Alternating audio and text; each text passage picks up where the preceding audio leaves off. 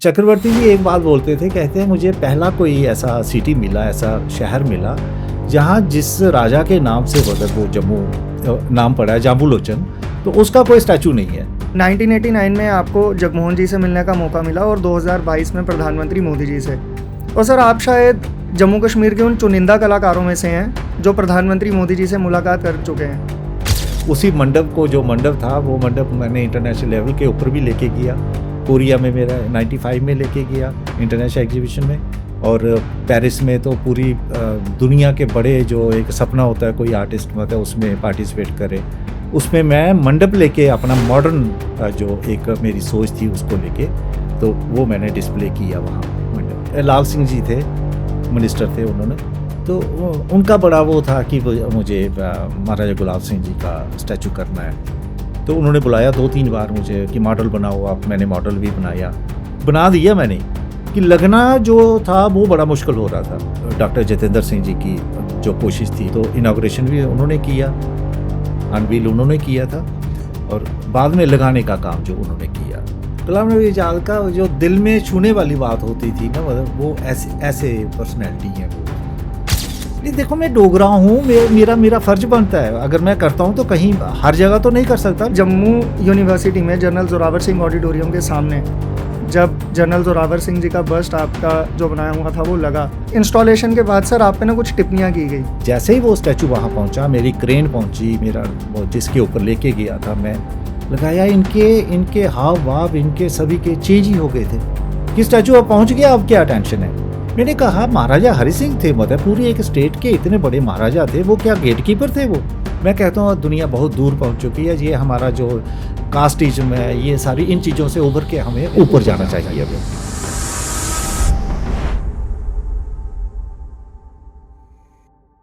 लखनपुर से जम्मू आते हुए आज सबसे इम्पोर्टेंट चीज़ जो हम देखते हैं वो है लखनपुर में लगा अर्स्टवाइल डोगरा स्टेट के संस्थापक महाराजा गुलाब सिंह जी का स्टैचू।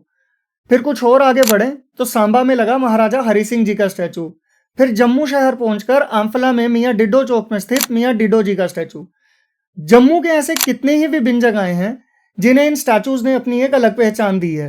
ये बहुत हैरानी की बात भी है और गर्व की भी कि इन सभी मास्टरपीसीज के पीछे बस एक ही शख्स का हाथ है, और यहाँ हाथ का मतलब लिटरली हाथ ही है। इन सब मूर्तियों को बनाने के पीछे जिस आर्टिस्ट की मेहनत है, ये हमारी खुशकिस्मती है कि हमारे पॉडकास्ट के पहले गेस्ट वही इनक्रेडिबल आर्टिस्ट हैं। रविंदर जी, आपका बहुत बहुत स्वागत है। सक्षम जी, पहले तो मैं मतलब आपका थैंक्स करना चाहता हूँ कि सबसे पहला मतलब इंटरव्यू जो हो रहा है इसके ऊपर, वो आपने मुझे इनवाइट किया, तो मैं आपका बहुत बहुत शुक्रगुजार हूँ। आपने जम्मू को एक अलग पहचान दिलाई है, जम्मू के आर्टिस्ट को भी। तो सर इन सब की शुरुआत जो है वो कैसे रही? देखिए सक्षम जी, मेरा जन्म वीरपुर गांव एक जहाँ से 22 किलोमीटर दूर है सिटी से, और वहाँ जितनी भी मैक्सिमम पॉपुलेशन है वो ज़्यादा राजपूत वहाँ रहते हैं, हमारे ही अपनी फैमिली के, सारे अपनी बिरादरी के, और उसमें खासकर उसमें आर्मी के लोग, आर्मी जितने भी मैक्सिमम होता था वहाँ, सारे हमारे ताया चाचा जी बाबा जी जो भी थे आर्मी में रहते। तो वहाँ पर ही मैंने जो मेरा जन्म हुआ, एजुकेशन हुई, उसके बाद तो चलो जम्मू में कॉलेज आया, लेकिन मेन पहले जम्मू में हुआ और वीरपुर में।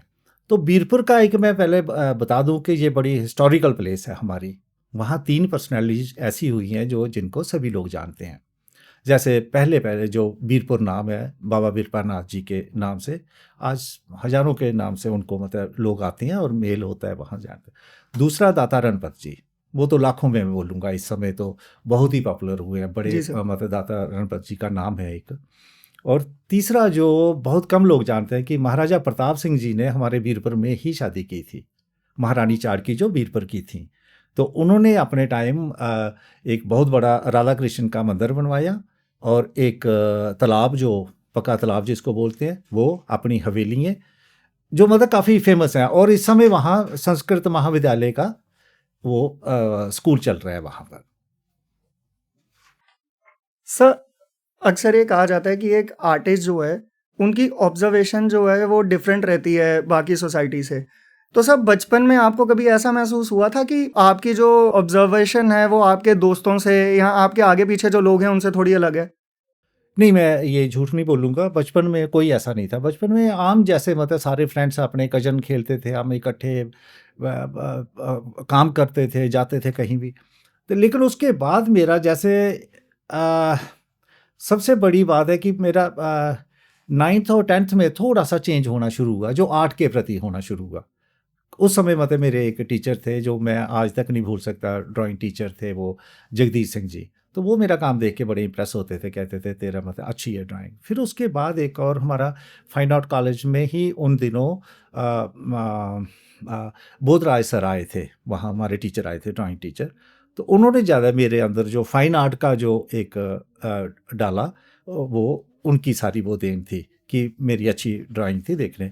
लेकिन उसके बाद जैसे ही मैं फाइन आर्ट कॉलेज में गया, मैट्रिक करने के बाद 2-3 साल के बाद मैंने कुछ नहीं किया और बाद में एडमिशन ली। उसके बाद जब हमारे वहाँ जो एक विज़न जो बढ़ता गया, मेरी सोच में थोड़ा डिफरेंट मतलब होना शुरू हो गया गाँव से, गाँव के लोगों के साथ, जब मेरे ही जो कज़न थे, मेरे दोस्त थे, तो वहाँ से मेरी चेंज शुरू हो गई। जैसे मैंने कॉलेज अपना जॉइन किया, इंफा में आया मैं, तो वहाँ मेरी थोड़ी वहाँ सर ये क्लैरिटी कब मिली? मतलब बचपन में आप घर का माहौल जो था, वो आइडियली मिल गया था आपको अपने आर्ट को नरिश करने के लिए, या वो जद्दोजहद रही घर वालों के साथ भी जो एक मिडिल क्लास फैमिली में रहती है सर? देखिए मैं कई बार बोलता हूँ कि मैं बहुत ही लकी आर्टिस्ट रहा। मतलब मैं मुझे लगता नहीं कोई ऐसे मत होते जो जिनको घर से ही मतलब इतना माहौल अच्छा मिला। क्योंकि मेरे पापा तो आर्मी में थे, तो एक्सपोज़र का सबसे बड़ा कारण था कि वो 3-4 बार वो फ़ॉरेन में आर्मी के थ्रू ही मतलब होके आए थे वो। वियतनाम, कोरिया, बर्मा में वहाँ का वो आए थे। तो उनका जो विज़न था, उनकी भी सोच मुझे लगता है कि बड़ी एडवांस थी। उस समय वो 2 बुक्स लेते थे, मैगज़ीन सॉरी, सोवियत लैंड और सोवियत नारी। तो उसमें भी काफ़ी पेंटिंग और स्कल्पचर आते थे। तो जो उसमें स्कल्पचर मैं देखता था, काफ़ी मैं इम्प्रेस होता था उस समय। हालाँकि कोई आर्ट का कोई लेना-देना नहीं था, लेकिन पता नहीं मुझे उस समय के जो उनके स्कल्पचर थे, जो सोवियत नारी में आते थे, वो मुझे बड़े इम्प्रेस करते थे। हो सकता है वहाँ से भी मेरी कोई चेंज मतलब शुरुआत हो गई हो। तो सर जब आपने घर पे बताया कि मेरे को आर्ट वाली साइड जाना है या मुझे ये फील्ड परस्यू करनी है, तो सर घर वालों का रिएक्शन कैसा था?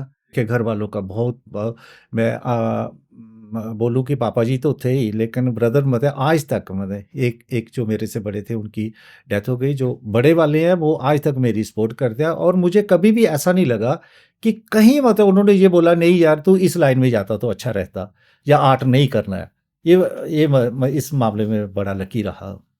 आपकी एजुकेशन जो है वो कहाँ-कहाँ रही, और फिर ये फाइन आर्ट्स में आपने कहाँ-कहाँ अपनी पढ़ाई की? देखिए मैट्रिक तो बीरपुर में ही रही हमारी मेरी। उसके बाद मैं इंफा में गया, 80 में एडमिशन ली, 5 साल का कोर्स यहाँ किया, और 2 साल का मैंने बड़ौदा में मास्टर डिग्री जो वहाँ पर की। उसमें स्पेशल जो मैंने जो सीखा वहाँ से सही मैंने पोर्ट्रेचर तो मेरा यहाँ भी ठीक था, लेकिन बड़ौदा में जो 2 साल लगाए उसमें मैंने बहुत काम किया, बहुत सारे पोर्ट्रेट किए, और मेटल कास्टिंग का भी वहाँ मैंने वो सीखा। तो उसकी वजह से ही जब जम्मू में आया तो मुझे थोड़ा अच्छा लगा काम करने में, और आज कर रहा हूँ अभी तक मतलब तो काम मतलब में। सर 10वीं के कक्षा के बाद 2 साल का गैप, उसके बाद फाइन आर्ट्स, और फिर बड़ौदा में बड़ौदा में PG. Master. Fine arts college में आपको निखारा कैसे गया? देखिए मैं वो एक बड़ी मेरी हिस्ट्री है कि मैं मुझे लगता है 1 महीना लेट हो गया था एडमिशन में, क्योंकि हमें पता ही नहीं था वहाँ पर फाइन आर्ट होता क्या है। बस बोल रहा है सर ने बताया था, वो एक थोड़ा-सा था। तो मैं घर में यही बोलता था मैंने फाइन आर्ट में ही जाना है, मुझे आर्ट ही करना है अभी। तो मतलब घर में थोड़ा माहौल एक होता ही है थोड़ा-सा कि बच्चा पढ़े और कोई ऑफ़िसर बने या किसी और लाइन में जाए, सर्विस करे। तो लेकिन वो बाद में समझ गए कि इसने आर्ट आर्ट ही करना है। अच्छा, फाइन आर्ट में जब एडमिशन लेने गया मैं, तो मुझे लैंडस्केप और थोड़ा-सा ड्राइंग करने का शौक पड़ गया था। तो जैसे ही मैं गया वहाँ, विद्या रतन खजुरिया जी जो बहुत बड़ा नाम है जिनका आर्ट फ़ील्ड में, मॉडर्न आर्ट अगर स्कल्पचर में कोई लाया तो वो विद्या रतन खजुरिया की ही देन है जम्मू में। तो उन्होंने मेरी ड्राइंग देखी, जब इंटरव्यू होना था, ड्राइंग देखी, मुझे नहीं लगता वो 5 मिनट भी लगे होंगे। ड्राइंग देखी तो उन्होंने बोल दिया, बस 1-2 चीज़ें पूछी, कहाँ से आया, क्या सारा, तो उन्होंने बोला जाओ क्लास में बैठो। बस वहाँ जाते ही मेरा जो आज तक भी फ्रेंड है, हर्षवर्धन शर्मा और रोहिणी बब्बर, 2 और कंचन शर्मा थे जो मतलब हम 4-5 लोग ही काम अच्छा करने वाले थे वहाँ। तो मेरा जो था कलर एंड डिज़ाइन में मुझे लगता है कि मैं पीछे होता गया वो। मुझे नहीं समझ आती थी, जब मतलब ड्राइंग अच्छी कर लेता था सारा, तो हर्ष उसमें एक्सपर्ट होता गया, जो आज पेंटर है वो। तो मेरा क्ले मॉडलिंग में डेवलप होना शुरू हो गया। तो वहाँ से ही मेरे जो राजेंद्र टिक्कू हैं पद्मश्री, वो सर ने मुझे समझो कि आगे जो छोटे भाई की तरह, एक स्टूडेंट नहीं छोटे भाई की तरह मुझे वो गाइड करना उन्होंने शुरू कर दिया। और पता नहीं वो समझ गए थोड़ा सा कि अब ये मतलब इसकी लाइन यही बनने वाली है और ये पोर्ट्रेचर में ही आगे जाएगा वो। रविंद्र जी, जब भी आप कभी कोई ऐसा ऑफ बीट सा प्रोफेशन चुनो ना, तो स्ट्रगल्स तो फेस करनी पड़ती हैं। तो सर, जब आप बड़ौदा से वापस आए, तो आपका जो पहला काम, आपको पहली असाइनमेंट मिली, सर वो कितना लंबा फेज था और मतलब किन चुनौतियों का आपका सामना करना पड़ा था? देखिए, जो सबसे पहला काम मुझे आते ही पहले जो आर्मी का काम मिला, जनरल जोरावर सिंह का, जो जनरल जोरावर सिंह का 4.5 फुट का स्टैचू था। वो जनरल जोरावर सिंह स्टेडियम सुंजमा में इस समय लगा है वो। तो शायद मुझे आज तक भी ये लगता है कि ऐसा मैं अभी अभी बना ही नहीं सकता। जो उसमें डायनामिक जो पर्सनैलिटी जनरल जोरावर सिंह की थी, जैसे थे वैसे वो डरावने मीन्स वॉरियर, एक खतरनाक वॉरियर, वो रोब वाले, वो मैं ऐसा फेस बाद में मेरे से बना ही नहीं पड़ा जितना वो वाला एक वाला। और वो आपका सबसे पहला काम था? वो सबसे पहला काम था, जिसमें काफ़ी मतलब टोपी बंगला में उनके वहीं बैठ के मैंने बनाया था वो। और काफ़ी जर्नल उस समय उसको देखने आए, और देखने वाली बात थी, जैसे एंटर किए उन्होंने कोई एक पॉइंट पर बोला कि हाँ ये यहाँ से ठीक कर दो, वहाँ से ठीक कर दो। आते ही मतलब उन्होंने इतना मुझे, हालांकि पहला काम था, इतना मतलब इनकरेजमेंट मिली मुझे। सर ये कब की बात है? सन ये 89 की 89 की बात है वो। 89 में, मतलब 1989 88 89 में तो आया बड़ौदा से मैं करके।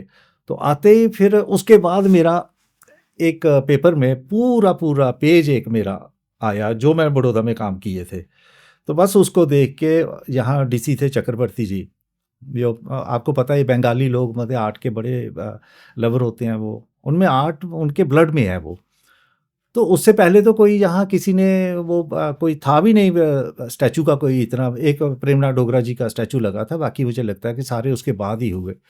तो उन्होंने मेरे से मुलाकात की, फिर उन्होंने मुझे जगमोहन जी से उन्होंने मुझे कॉल किया, बुलाया मुझे, उनसे ही मिला मैं। तो चक्रवर्ती जी एक बात बोलते थे, कहते हैं मुझे पहला कोई ऐसा सिटी मिला, ऐसा शहर मिला, जहाँ जिस राजा के नाम से वो जम्मू नाम पड़ा है, जाम्बू लोचन, तो उसका कोई स्टैचू नहीं है। तो उन्होंने पहला स्टैचू शालामार में शेर बकरी, और वो और भी लोगों की पीछे कोशिश होगी, लेकिन मेन जो था वो आइडिया चक्रवर्ती जी का ही था। तो उन्होंने उस समय, केवी कृष्णा राव जी थे वो उस समय जो हमारे गवर्नर साहब, तो वो वाला मैंने उस समय किया था वो सबसे पहले। एक आर्टिस्ट के लिए काम के साथ साथ सबसे ज़रूरी चीज़ जो होती है वो होती है रिकॉग्निशन। सर काम तो आपने बताया कि 89 में आते ही आपको मिला, जो पहला आपने पहले काम के पीछे की कहानी भी बताई। Sir recognition as an artist कब मिलना शुरू हुई? मुझे लगता है कि उसके बाद ही बड़ी जल्दी मतलब मिलना, जम्मू के लोग जानना शुरू हो गए। जैसे जाम्बू लोचन का स्टैचू बना, जनरल जोरावर सिंह का मिला, और उसके बाद जैसे ही उन्होंने चक्रवर्ती जी नहीं, जनरल बिक्रम सिंह जी का स्टैचू बनाया। वो मैं आपको बता दूं कि मुझे आज तक मतलब एक जनरल जोरावर सिंह का, एक जनरल बिक्रम सिंह जी का, और तीसरा अभी जो बना, जो महाराजा हरि सिंह जी जो पार्क में बने हैं, वो वाला, मेरे 3 काम मुझे अभी जो लगते हैं कि मेरी लाइफ में जो अच्छे काम हुए हैं वो उनको। आपने इससे पहले हमारे साथ अभी जिक्र किया कि आपको गवर्नर साहब जो थे जगमोहन जी, उनसे मिलने का भी मौका मिला था। तो सर उनके साथ की मुलाकात कैसी रही थी और उनकी पर्सनालिटी कैसी थी सर? देखिए, मैं उस समय बिल्कुल समझो बच्चों की तरह ही आया था। 88 में जब आया तो 89 में मिले हैं मुझे वो, 80 या 89 या 88 में मिले हैं वो। तो आप मतलब सोच नहीं सकते, एक छोटी एज का बच्चा और अभी जा रहा है वहाँ, और जब उन्होंने बुलाया, चाय मेरे साथ भी कितनी बातें की, और उठे और मुझे दरवाजे तक मतलब छोड़ने आए वो। ये मेरे लिए आज भी मतलब मैं जब सोचता हूँ कि जगमोहन जैसी पर्सनैलिटी, वो कितने बड़े गवर्नर, कितने विजनरी गवर्नर थे। ऐसे तो बड़े गवर्नर आते जाते हैं, लेकिन जो मैंने जो देखा कि जो अगर कोई बड़ी सोच वाले गवर्नर जगमोहन जी के मुकाबले का कोई नहीं, मुझे नहीं कोई लगता कोई भी। तो ऐसे लोग मतलब एक छोटे बच्चे को वहाँ छोड़ने मतलब आ रहे हैं वो उठ के सीट से, तो ये मेरे लिए बहुत बड़ी बात थी। और 1989 में आपको जगमोहन जी से मिलने का मौका मिला और 2022 में प्रधानमंत्री मोदी जी से। और सर आप शायद जम्मू कश्मीर के उन चुनिंदा कलाकारों में से हैं जो प्रधानमंत्री मोदी जी से मुलाकात कर चुके हैं। तो सर ये मुलाकात हुई कैसे? देखिए, जब मुझे पता 15-20 दिन की बात है पहले, जब पता चला कि पल्ली में पीएम साहब आ रहे हैं, मोदी साहब, तो मुझे मेरे मेरे अंदर हुआ कि मैं भाई यार मेरे गांव में आ रहे हैं, क्योंकि हमारी पंचायत, मेरे पापा जी उस समय पल्ली भी बीच में आता था जब सरपंच बने थे वो, बड़ी ब्राह्मणा पल्ली, ये सारा मतलब बहुत बड़ा एरिया था उसमें। तो अभी तो सिर्फ बीरपुर ही रह गया। तो मुझे लगा ये मेरा गांव ही है जैसे पल्ली पूरा, तो मेरे गांव में आ रहे हैं, तो मुझे मैं एज ए आर्टिस्ट होते मैं कुछ तो मतलब उनको कोई गिफ्ट दूं, उनको मतलब उनका पोर्ट्रेट बना के। तो मैं पोर्ट्रेट की तैयारी करने लगा ऐसे। तो मैंने जीजा जी से बात की, ऐसे मैं गया था त्रिकुटा नगर दीदी के घर में। तो कहते यार अभी पोर्ट्रेट क्या देना, मतलब छोटा सा तू देगा तो बड़ा स्टैचू ही बना अगर कर सकता है। मैं जीजा जी 15 दिन है तो मैं स्टैचू कैसे बनाऊंगा वो। तो कहते यही तो करने की बात है, मतलब बड़ा काम करोगे तो बड़ा वो होगा कुछ। मैंने लगा दिए 15 दिन के अंदर अंदर मैंने वो फाइबर ग्लास में करके। लेकिन सबसे बड़ी बात हुई कि उसको अभी गवर्नमेंट को कैसे बोलना कि मतलब आप मतलब मैं वहाँ स्टैचू लगाना है या उनको देना है, गिफ्ट करना है। तो बड़ी कोशिश की, नहीं कुछ नहीं हो रहा था। उसके बाद आज तक वाली टीम आई, मैसेज ने कोई मेल डाली या कुछ हुआ मुझे नहीं पता, वो सारा वो काम वही करती है, ऐसा मेरा बनाने का ही होता है। तो उसने किया, तो आज तक वाली टीम आ गई। आज तक की टीम ने पूरा मेरा इंटरव्यू लिया। ये बाद में मुझे पता चला, जिस दिन वो मुझे मिले तो उनके जो वहाँ के लोग थे उन्होंने सुनाया कि मोदी साहब ने आपका इंटरव्यू देखा देखा और उन्होंने बोला कि वो सरपंच मैडम और जो आर्टिस्ट है वो दोनों मतलब वहाँ सरपंच वहाँ उनसे मैं मिलना चाहता हूँ। तो फिर वहाँ पंचायत घर में ही वहाँ पर स्टैचू रखा गया, कहीं और से उठा के उसी दिन जैसे ही ऑर्डर हुआ फिर वो रखा। और उसके बाद वो मेरे से मिले, मेरे कंधे पर हाथ रखा, मेरे से हाथ मिलाया, मतलब ये कितने टाइम में बनाया, कितना सारा। हाँ, उन्होंने एक क्वेश्चन मुझे ज़रूर पूछा कि आपने अभी वो सरदार पटेल जी का स्टैचू देखा? नहीं गए? नहीं, मैं सर मैं अभी तक नहीं गया हूँ, तो मैं बड़ी जल्दी मतलब देखने जाऊँगा। मैं अभी तक नहीं जा पाया, वो बात अलग है। लेकिन वो एक्सपीरियंस जो रहा, मुझे लगता है कि प्रधानमंत्री जी और एक छोटा सा कलाकार, उसके बीच जो उन्होंने मुझे रिस्पेक्ट दी, शायद ये एक मेरे अच्छे कर्म है कि एक प्रधानमंत्री जी ने इतना मुझे उन्होंने रिस्पेक्ट देने वाली बात थी। अदरवाइज लगता है कि क्या मतलब कलाकार उनके आगे क्या चीज़ है। तो ये एक अच्छा मेरा। एक आर्टिस्ट की जर्नी बहुत लंबी होती है और जब वो एक मुकाम हासिल कर लेता है तो सब लोग उसके साथ खड़ा होना चाहते हैं, उसके साथ तस्वीर खिंचवाना चाहते हैं और उसे सपोर्ट करना चाहते हैं।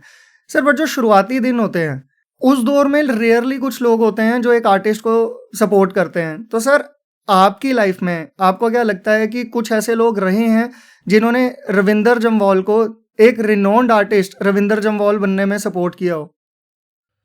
मैं छोटी सी बात अपने गांव से ही शुरू करूंगा। जब मैं 88 में बड़ौदा से आया तो जनरल जोरावर सिंह का स्टैचू मिला, तो मुझे लगता है मेरे जितने भी कजन थे, मेरा पूरा मोहल्ला मेरे साथ मतलब उस समय कास्टिंग के लिए लगे थे।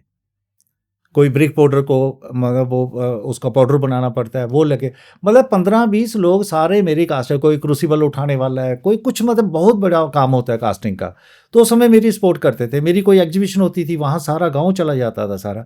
लेकिन आस्ता आस्ता वो थोड़ा सा अब बाहर के लोग तो चलो फ़ोटो खिंचाना मतलब चाहते हैं, लेकिन यहाँ पर आपका जन्म होता है वहाँ थोड़ा सा डिफरेंसेस मतलब होना शुरू हो जाते हैं। उसका रीज़न है उसका कि जैसे कलाकार का एक विजन थोड़ा सा बढ़ता है, थोड़ी उसकी सोच अलग होती है। जैसे मैं रूढ़िवादी लोगों से नफरत करता हूँ, मैं आज भी करता हूँ। मैं यहाँ बैठ के बोल रहा हूँ, रूढ़िवादी लोग मुझे अच्छे नहीं लगते। मैं कहता हूँ दुनिया बहुत दूर पहुँच चुकी है, ये हमारा जो कास्टिज्म है, ये सारी इन चीज़ों से उभर के हमें ऊपर जाना चाहिए। अभी जो मतलब उससे काफ़ी गलतियाँ हो गई, जो भी हुआ। तो मैं ये चाहता हूँ कि नहीं, इन चीज़ों को छोड़ो। और गाँव में वो चीज़ें डेवलप नहीं होती, वो ठीक है, बड़े बड़े मकान बन जाते हैं, बाकी सारी डेवलप, लेकिन जो यहाँ से मतलब जो होनी चाहिए वो नहीं होती, कहीं रह जाते हैं वो लोग। तो वो थोड़े डिफरेंसेस मेरे पड़ते गए, मैं उनसे दूर होता गया। ये मेरे में थोड़ा सा बड़ा हुआ। सारे नहीं है, बड़े लोग प्यार करते हैं, बड़े अच्छे हैं, सारे समझते हैं। कुछ लोग बीच में, कुछ लोग ऐसे होते हैं जो बड़े रूढ़िवादी, जो बड़े फैनेटिक होते हैं जो, वो चीज़ें वो थोड़ा-सा वो डाल लेते हैं बीच में, तो बाकी सारा आज भी प्यार करते हैं, ऐसी कोई कोई वो नहीं। शुरुआती दौर में ही आपके परिवार की सपोर्ट तब कैसी थी और अब कैसी है सर? क्योंकि एक आर्टिस्ट को झेल पाना सर वो कोई आसान काम नहीं है। नहीं सक्षम, मैं एक बात बोलूँगा, मैं फिर बोलूँगा, मैं बोलता हूँ सभी को बोलता हूँ कि शायद मत है कोई ऐसा आर्टिस्ट हो जिसको फैमिली की इतनी सपोर्ट मिली। चाहे वो पहले पापा जी थे, फिर दोनों ब्रदर, फिर जीजा जी हो, दीदी हो, फिर जाकर जो लाइफ पार्टनर आया मेरी वाइफ, उसकी तो बात ही रहने दो, वो तो मतलब हर काम उसने करना है, मुझे कोई कोई टेंशन नहीं है घर में कुछ काम करने की, मुझे करना सब कुछ मतलब उसी ने संभाला है, वही करती है। और आर्ट को समझती है वो कि मेरा हस्बैंड मतलब आर्टिस्ट है, मुझे कैसे टैकल करना है, तो ये एक बहुत बड़ा मॉरल सपोर्ट जो मिलती है ये। अब आपने शादी की बात और लाइफ पार्टनर की बात की है, ना सर पे सहरा, ना साथ में बाराती, ना कोई बैंड बाजा। सर ये कैसी शादी थी? बस मैंने एक जिंदगी में मेरा एक असूल रहा कि जो कुछ मैं सोचता हूं ना, जो कुछ मैंने सोचा वही मैंने पाया, वही मैंने किया। हो सकता है कोई चीज ऐसी रह गई हो जो नहीं कर पाया, अदरवाइज मैंने जो सोचा लाइफ में वो मैंने किया। कोई भगवान का ये मेरे ऊपर वो था, आशीर्वाद था कि मैंने सोचा था मैरिज करूंगा तो ऐसे ही करूंगा, 3-4 लोग की 5 लोग मैं अपनी बारात लेके जाऊंगा, जिसमें मतलब जीजा ही होंगे, दोनों भैया होंगे, मामा जी होंगे और मैं, 5 लोग। लेकिन आपको सुना दूं, मैं 4 लोग थे। मेरे छोटे ब्रदर मेरे घर में रह गए, छोटे मामा जी मेरे घर में रह गए, एक बड़े मामा जी, जीजा जी और बड़े भैया, और मैं, 4 लोग हम गए थे। ना मैंने सेहरा लगाया, ना मैं घोड़ी पे चढ़ा, ना मैंने तलवार हाथ में पकड़ी, ना मैंने वो ड्रेस डाला है अचकन वगैरह कुछ भी, और ना ही बैंड बाजा, कुछ नहीं मैंने किया। हाँ, वो जो 7 फेरे फिरते हैं उसके ऊपर बिलीव करता हूँ मैं। वो मैंने उसी मंडप को, जो मंडप था वो मंडप मैंने इंटरनेशनल लेवल के ऊपर भी लेके गया। कोरिया में मेरा 95 में लेके गया इंटरनेशनल एग्जीबिशन में, और पेरिस में तो पूरी दुनिया के बड़े जो एक सपना होता है कोई आर्टिस्ट मतलब उसमें पार्टिसिपेट करे, उसमें मैं मंडप लेके अपना मॉडर्न जो एक मेरी सोच थी उसको लेके, तो वो मैंने डिस्प्ले किया वहाँ मंडप। सर ये आपने शादी का जिक्र किया, वो स्टोरी बताई, तो सर हमारे यहाँ लेन देन का काफ़ी रिवाज है। पहले तो सर दहेज बोला जाता था, आजकल सगन के साथ कभी गिफ्ट के रूप में आ रहा है, कभी लड़की वालों के लिए भी लड़के वालों की तरफ से कुछ जा रहा है। तो सर आपकी शादी में ऐसा कुछ हुआ था? 1 पैसे का मैं बोल सकता हूँ, 1 पैसे का लेन देन कोई बता दे मुझे, कोई किसी उनकी डॉरी तो बात ही छोड़ो, मतलब होता है हमारे क्या होता है, मैं अभी भी बड़ा उन लोगों को बोलता हूँ, मेरे मतलब कुछ ऐसी मतलब रिलेशन में होती है, देखो लड़की वालों को देना ही देना है जी, वो अपनी लड़की वालों को दे रहे हैं। मैं कहता हूँ यार लड़की वालों को देना, जो लड़की दे दी तो उसके बाद और क्या लड़की वालों को देना, मतलब ये आपकी रिस्पॉन्सिबिलिटी, आपके घर में आ रही है, आपको मदद करना। आप पूछे मतलब कोई, मैं ना बरासुई लेके गया, ना मैं कोई दहेज का किया, कुछ भी 1 पैसे का लेन देन आज तक मैंने कभी भी ये नहीं कि मुझे ससुराल के घर वालों से वो मिले ये मिले सारा। तो अच्छा चलो दहेज नहीं, फर्नीचर वगैरह नहीं, बाकी गोल्ड वगैरह सारा जी वो ले लेते हैं, और कुछ मैं कहता हूँ नहीं यार, कुछ नहीं, जब नहीं करना है तो नहीं कुछ भी। तो बड़ी सारी, मैं आपको ये सुनाऊँ कि मेरी एंगेजमेंट में उस समय काफ़ी मेरा नाम हो गया था थोड़ा, तो मैरिज के लिए आते थे मतलब रिश्ते, तो मैं सभी को ये बोलता, कोई बोलता है नहीं 40 लोग चाहिए हमें रात में, कोई बोलता है 25 लोग आने चाहिए, कोई बोलता है नहीं हमने लड़की के लिए गाड़ी लेके रखी है, कोई बोलने लगा नहीं जी हमने सोना इतना, सोना तो हमने, गोल्ड तो हमने देना मतलब। मैंने कहा वो रखो अपने घर ही, फिर मतलब आप वो मेरे पास नहीं, मतलब वो सारा चलेगा, मुझे करना है तो बिल्कुल एकदम। और मैं आपको बता दूं, मैं अपने बेटे के लिए जो सोच रहा हूँ आजकल, पता नहीं आगे क्या मतलब होता है, मैं सोचता हूँ कि उसका सिर्फ मैं मतलब एक हार मतलब लेके वो लड़की उसको डाले, वो उसको डाले, मंदिर के सामने मैरिज हो। हाँ, वो जो फेरे मतलब मैं बोलता हूँ जो थोड़ा 7 फेरे वो वाला हो जाए, उसके बाद कोई लेन देन नहीं, कोई पार्टी नहीं, कोई कुछ नहीं, बस एक दोनों मतलब अपनी लाइफ जिए, और ये आगे पता नहीं। रविंदर जी जब एक स्कल्पचर कंप्लीट हो जाता है ना, तो सबको उसका एंड रिजल्ट दिखता है इंस्टॉलेशन के बाद। जब उस स्टैचू का या उस स्कल्पचर का एक प्रोसेस शुरू होने से पहले आपके दिमाग में उसकी इमेज जो है वो पहले कंप्लीट हो जाती होगी। तो सर आपका उसके पीछे का थॉट प्रोसेस क्या रहता है सर? आपकी रिसर्च कैसी रहती है और मेंटल प्रिपरेशन कैसे करते हैं आप? हाँ, देखिए ये बहुत अच्छा क्वेश्चन पूछा आपने। मैक्सिमम क्या होता है कि हमें ये बोला जाता है, जैसे महाराजा हरि सिंह जी के ऊपर ही मैं बात सर मैं करता उस हूँ। पे भी आने वाला था इसके बाद ही कि सर हमने आज तक महाराजा साहब की जितनी मूर्तियां देखी हैं वो यहाँ खड़े हुए हैं या चेस्ट लेवल के ऊपर की हैं। बट सर जो महाराजा हरि सिंह जी पार्क में जो स्टैचू एस्टेब्लिश हुआ है सर, वो उनका बिल्कुल बैठे हुए जैसे दरबार लगा होता है दरबार और उसका चेहरा भी सर बावे वाली माता की तरफ है। देखिए उस समय डिप्टी सीएम जी ये थे, निर्मल सिंह जी थे। तो ऐसे बात हुई कि महाराजा हरि सिंह का स्टैचू करना है हमें। मैंने बोला कि वही बात आ गई कि वो ऐसे जी वो वाला स्टैचू जो उन्होंने वो ली है ना, तलवार ली है हाथ में, स्वॉर्ड ली है, तो ऐसे खड़े हैं। मैंने कहा महाराजा हरि सिंह थे, मतलब पूरी एक स्टेट के इतने बड़े महाराजा थे, वो क्या गेट कीपर थे वो? मतलब ऐसे गेट के वो बॉडी गार्ड खड़ा होता है ना, जैसे वो स्टिक लेके, तो वो गेट के ऊपर। मैंने कहा ये नहीं, मैं नहीं करूँगा, मतलब ये सर। मैंने उनको बोला कुछ डिफरेंट होना चाहिए सर, मतलब कुछ। मैं दिल्ली गया स्पेशली, मेरी वाइफ, मैं और मेरा बेटा, हम डॉक्टर करण सिंह जी के घर में गए, उनसे मिले, और डॉक्टर साहब ने मुझे अपनी लाइब्रेरी में भेज दिया। जो उनकी पूरी एल्बम थी, उनकी मैरिज की थी, उनकी लाइफ की पूरी एक एल्बम थी। वहाँ से मैंने फ़ोटो जब देखा, डॉक्टर साहब मतलब एक जगह बैठे हैं, बैठे दरबार में बैठे हैं चेयर के ऊपर। तो मैंने देखा, मैं यार ये क्यों नहीं हो मतलब पार्क के लिए, वो खड़ा ही मतलब स्टैचू क्यों हो? तो वहाँ से मुझे मतलब वो आया। फिर मैंने इनको बोला कि ऐसे ऐसे मैं करना चाहता हूँ, ये बैठ के जैसे दरबार लगा है वैसे मतलब होना चाहिए स्टैचू।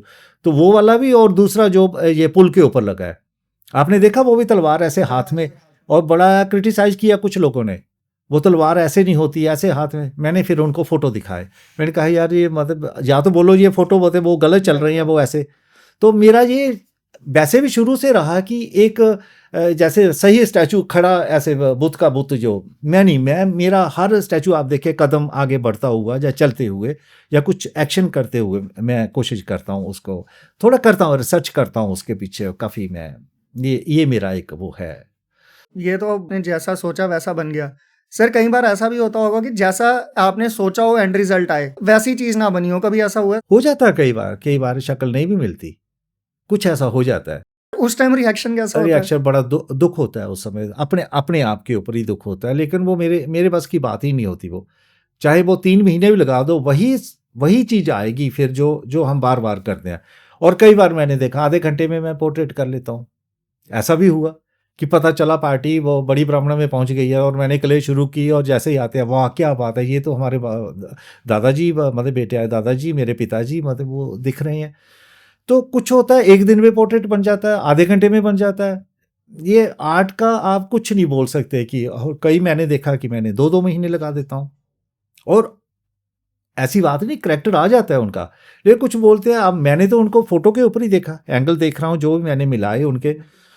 अब 20 लोग आ जाते हैं, 10 लोग आ जाते हैं देखने के लिए। अब हर आदमी की अपनी अपनी ओपिनियन जो अलग डिफरेंट तरीके से देखता है, वो कलाकार के लिए सब दुख वाली बात होती है उस समय। मतलब मैं कई बार परेशान हो जाता हूँ कि मैंने अपने तरीके से तो उसको कर दिया, लेकिन ये चीज़ जो ये बोल रहे हैं। अच्छा, एक दो जगह ऐसा हुआ कि 30-35 लोगों ने ओके कर दिया, एक छोटा सा बच्चा आ गया, अभी नाक चल रहा है उसका, वो कहता नहीं नानी जी का फोटो नहीं है, या नानू जी का फोटो नहीं है, दादाजी का फोटो नहीं है, या उनका। तो वो सभी उसके ऊपर, उसने देखा नहीं है कुछ नहीं। मत ये भी कई बार मेरे साथ हो जाता है ऐसा भी। तो अच्छा, ये कमीशन वर्क है, ये दूसरे की मर्जी से आपने करना है। आपने उन्होंने बोला नहीं जी, मुझे लगता है कि मुझे 100% कॉन्फिडेंस होता है, मुझे दिख रहा है जो करेक्टर जो आना चाहिए था वो आ गया, लेकिन वो बोलते हैं नहीं जी उसका ऐसे होता था, ऐसे होता था। फिर थोड़ा इरिटेट होता हो, कई बार हो जाता हो। सर आर्ट फील्ड का कहीं ना कहीं ड्रॉबैक भी है कि जब आप किसी क्लाइंट के लिए काम करते हैं, एज एन आर्टिस्ट आपको सेटिस्फेक्शन नहीं होगी कि हाँ ये चीज़ वैसी बनी है जैसी बननी चाहिए थी, बट क्लाइंट कहता है कि ये वैसी नहीं बनी है। तो वो सर कई बार आप सही कह रहे हैं कि इरिटेटिंग सा हो मैं जाता है। होता हूँ, इरिटेट हो जाता हूँ, कई बार होता है ऐसा। सर उस चीज़ को डील कैसे करते हैं? डील फिर कई बार ठीक है, आप 4 दिन के बाद आओ, 10 दिन के बाद आना, या दूसरे दिन आ जाओ। फिर उसको थोड़ी कोशिश करता हूँ, फिर मतलब हो जाता है, फिर अल्टीमेटली मतलब कर ही देता हूँ कुछ ना कुछ। सर हर आर्टिस्ट का अपना एक कोई ना कोई पसंदीदा काम रहता ही है। तो सर आपके लगभग 100 के करीब स्टैचूज जो हैं वो इंस्टॉल्ड हैं। हाँ, पोर्ट्रेट और स्टैचू का अप्रॉक्सीमेटली मतलब हो गए हैं इतने इतने, मतलब 100 के हिसाब से। हिमाचल से लेके मतलब लद्दाख तक का भी मेरा सारा जो भी श्रीनगर उड़ी तक ब्रिगेडियर राजेंद्र सिंह जी का, या सारे मतलब वो लगा के इतने हो गए हैं अभी मेरे बॉर्डर एरिया पर जितने भी हमारे सोल्जर वो शहीद होते हैं उनके, उधमपुर, ये सारे मतलब तो सर इन सब में से आपका फेवरेट कौन सा है, और उसके पीछे की सर थोड़ी स्टोरी हमारे साथ अगर आप शेयर करें तो। देखिए मुझे जैसे सबसे पहले जो लगता था हमेशा जनरल जोरावर सिंह का, मैंने पहले ही बोला, और जनरल विक्रम सिंह जी का स्टैचू। आज भी मुझे, मैं जब निकलता हूँ ना तो मुझे कई बार लगता है कि मैं इसको देखता रहूँ, क्योंकि वो मैंने फ़ोटो से नहीं किया है, वो फ़ोटो से नहीं किया, वो मैंने पूरी यूनिफॉर्म डलवा के और पूरी उसका फ़ोटो लेके उसके मॉडल सामने रख के वो किया है मैंने। वो जनरल विक्रम सिंह जी जनरल विक्रम सिंह का मेरे फ्रेंड ही थे, मतलब उनको मैंने पूरी यूनिफॉर्म, और वैसे ही वो मैंने एक प्रकाश सिंह चिप, आप वो देखें, वो वाला स्टैचू मेरा बड़ा मतलब अच्छी पर्सनैलिटी उसकी बनी है। प्रकाश सिंह चिप जो विक्टोरिया क्रॉस थे, नाडबे लगा है, वो चिप बरादरी है वहाँ अखनूर के आगे। तो वो भी मेरे एक मेरे फ्रेंड ही थे, मेरा गांव में जैसे मित्र बोलते हैं ना, वो मेरे थे। तो उनको वो बड़े कमांडो जैसे उनकी पर्सनैलिटी थी, उनके साथ शक्ल तो नहीं मिलती थी लेकिन उनकी बॉडी का पूरा स्ट्रक्चर उसके साथ मिलता था। उनको यूनिफॉर्म, वो रिटायर्ड आए थे वो तो उनको मैंने पूरी यूनिफॉर्म डलवा के और उनका वो मॉडल बनाया था। तो आप देखें उसका भी बहुत अच्छा वो लगता है वो। तो सर अभी भी आपका फेवरेट स्टैचू वही है या फिर कोई और है? नहीं, उसके बाद फिर उसके बाद मतलब बना जो महाराजा हरि सिंह जी का जो पार्क में बना है, वो मुझे सबसे मतलब वो जो आज तक अच्छा लगता है। तो जो अगर लखनपुर जाता हूँ तो जब मैं वो वाला देखता हूँ अपना जनरल सॉरी महाराजा गुलाब सिंह जी का, तो वो मुझे, महाराजा रणवीर सिंह का आप देखें नवाज RS पुरा में लगा है, वो भी देखें आप, वो भी। सर लखनपुर पे जो महाराजा गुलाब सिंह जी का स्टैचू है उसकी हाइट तकरीबन 20 फुट होगी। 20 फुट है हाइट। सर एक इतना बड़ा स्कल्पचर, ऐसा एक मास्टरपीस तैयार करना बिल्कुल भी आसान नहीं रहा होगा। तो सर इसके पीछे की कहानी क्या रही? देखिए उसके पीछे ये लाल सिंह जी थे, मिनिस्टर थे उन्होंने, तो उनका बड़ा वो था कि मुझे महाराजा गुलाब सिंह जी का स्टैचू करना है। तो उन्होंने बुलाया 2-3 बार मुझे कि मॉडल बनाओ आप, मैंने मॉडल भी बनाया। फिर एक दिन हमारे रायपुर सभा के प्रेसिडेंट और नारायण सिंह जी और लाल सिंह जी ने मुझे अपने घर में मीटिंग के लिए बुलाया। बस नेगोशिएशन हुई कि मैं कितना कर रहा था, वो उन्होंने 75 लाख की बात हुई वो।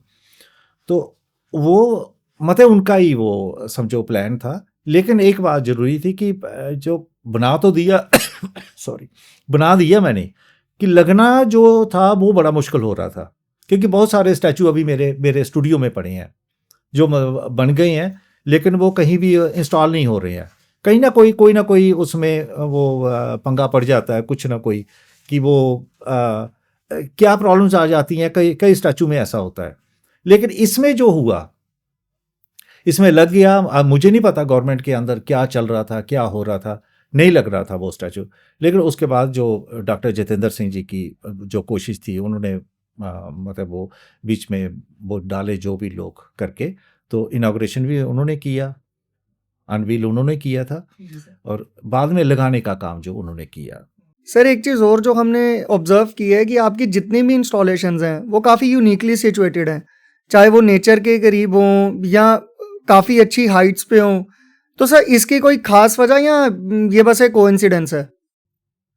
देखिए नहीं, खास वजह तो हमेशा होती है। कलाकार ऐसे कोई एक लाइन भी अगर लगाता है तो कभी ऐसे नहीं होता, आप मतलब कई बार होता है ना, मतलब हो गया आज ही कलाकार से, ऐसा कभी नहीं होता। उसका थीम पीछे होता है, उसका पूरा एक प्रोजेक्ट वर्क होता है, उसके पीछे बहुत सारी कहानियाँ होती है, तभी आर्ट बनता है, ऐसे नहीं होता। मेरी जो इंस्टॉलेशन 91 में जो मैंने की, वो शुरुआत जो हुई थी, वो जो मैं बड़ा इस काम से बड़ा इम्प्रेस होता था। मेरे अंदर ये चलता था, ये जब हम 10-13 करते हैं पूरा हमारा रिचुअल्स जो मरने के बाद जितने भी होते हैं, या श्राद्ध वगैरह होते हैं सारा, तो आखिर ये किसको जाता है, क्या होता है? मतलब मेरे अंदर एक क्वेश्चन होते थे हमेशा, आज भी होते हैं।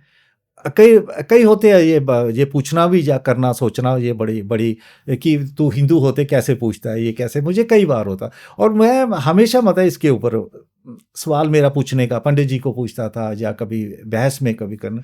तो मुझे लगता है आर्टिस्ट बनने का एक वो भी बड़ा एक कारण रहा मेरा कि जो मैं करता था ये किसको जाता है ये सारा 10-13 के दिन वो सब कुछ हम जो बेड रखते हैं उसकी पूरी लाइफ का जो जितना सामान कैसे कहाँ पर वो सा।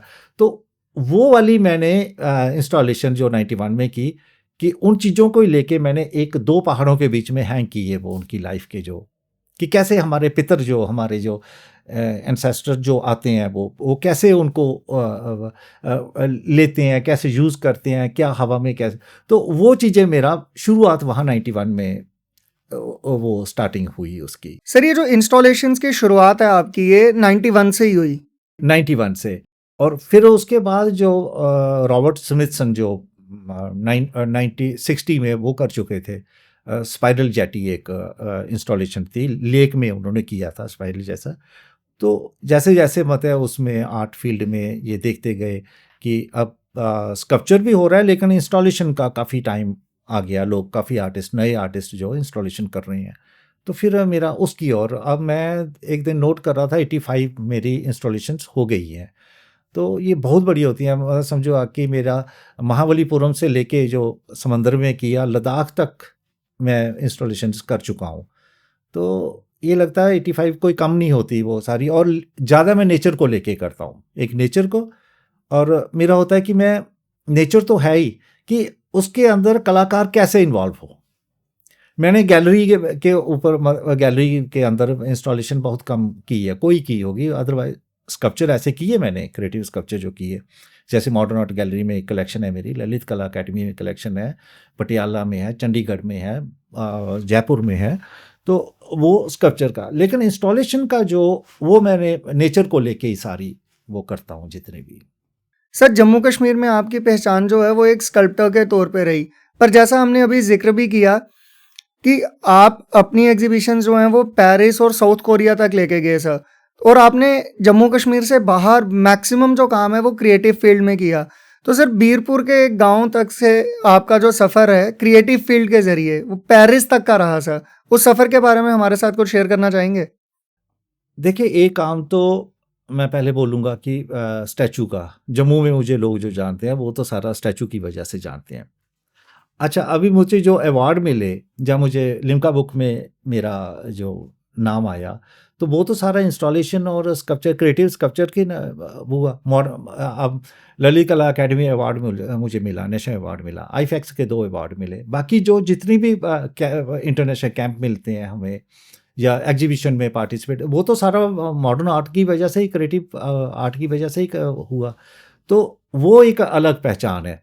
तो एक इंटरनेशनल लेवल की पहचान वो मेरा ज़्यादा है। जो मैं कई बार बोलता हूँ कि मैं अपने जब छोटा ही था मैं, तो गांव में जब भी किसी लड़की की शादी होती थी तो मंडप को, ये लगन बेद उसको बोलते हैं, वो सजाने की जब बात आती थी तो हम 2 लोगों के नाम आते थे वहाँ।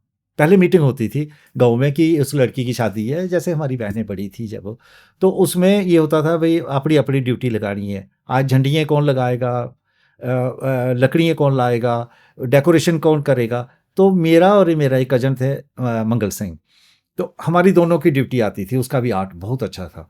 तो उनकी आती थी कि हमने मंडप को रात को हमने वो उसको डेकोरेट करना है। तो वो मेरे दिमाग में ना बड़ा एक पेनिट्रेट हो गया, जैसे कोई चीज़ चली गई वो चीज़, उसको देखता रहता था मैं और अच्छे तरीके से वो। तो वही मंडप मैंने फिर 95 में कोरिया में मेरी सिलेक्शन हुई। उनके कमिश्नर आए थे और उन्होंने 2 लोगों की सिलेक्शन की। एक पेंटर थे कालीचरण गुप्ता जी और एक मैं स्कल्पटर था। मेरा स्कल्पचर मॉडर्न आर्ट गैलरी में डिस्प्ले हुआ था। तो मैं सारा फोक आर्ट के ऊपर उस समय स्कल्पचर करता था। जितने भी फोक आर्ट हमारा था, घरों में जो हमारे पिलर होते थे, पिलर के नीचे जगह होती थी, ऊपर जितना भी मतलब हमारे दरवाज़ों का, वो डिज़ाइन मैं अपने स्कल्पचर में वो करता था, यूज़ करता था। तो उसके बाद फिर वही मंडप पहले कोरिया में हुआ, कोरिया के बाद फिर 95 में कोरिया में और 2000 में वहाँ पेरिस में सेलेक्ट हुआ। उस समय मैं इंडिया का एक ही था मैं स्कल्पटर। 2000 में पेरिस जब आप गए थे तब इंडिया की तरफ से एक ही स्कल्पटर थे आप। एक ही स्कल्पटर था उस समय में, एक ही स्कल्पटर, और बहुत बड़ी वो कहने को कई सालों के बाद, वो बहुत कभी होती नहीं वो कभी, कुछ तो मतलब मुझे पूरा वो पता नहीं, कहते हैं 100 साल के बाद होती है वो, इतनी बड़ी ओपन में होती है वो, ओपन में वो बहुत बड़ा वो जगह है जहाँ वो डिस्प्ले होती है वो। तो मैं कोरिया का थोड़ा सा आपको बता दूँ कि वो मतलब एक मेरे स्कल्पचर के पास एक हब हो गया था, मतलब इतनी पब्लिक आती थी, उसमें क्या किया था मैंने, क्लीरे एक लफ्ज है वो, क्लीरे उसमें हिंदी में क्या बोलते हैं मुझे नहीं पता, क्लीरे लगाते हैं जितना भी वो पंडित जी लगाते हैं ना हमारी वो सामान उसका, वो सारा मैंने अपने तरीके से मॉडर्न तरीके से उसको डिस्प्ले किया था। तो वो कोरिया में उसको देखने के लिए मतलब आप सोच नहीं सकते कितने लोग उसके मतलब चारों तरफ खड़े होते थे उसको। और बड़ी बात है कि उसके बीच में मैंने बिस्मिल्लाह खान की शहनाई उसके में अंदर जो दिखती नहीं थी, उसके अंदर मैंने वो इंस्ट्रूमेंट्स के थ्रू मैंने वो आवाज़ लगाई थी। मुझे ये इतना था कि हर जगह से जितने भी बाकी डिस्प्ले हुए थे, उस काम मेरे काम पर ज़्यादा जो फोकस, मतलब जितने लोग आते थे उसको देखते थे वो। सर एक आर्टिस्ट के साथ साथ रिकॉग्निशन और फेम जब आती है तो सर वो कुछ कंट्रोवर्सीज भी लेके आती है। तो सर हम ऐसा भी कह सकते हैं कि कंट्रोवर्सी से किसी भी आर्टिस्ट को कभी दूर नहीं रखा जा सकता।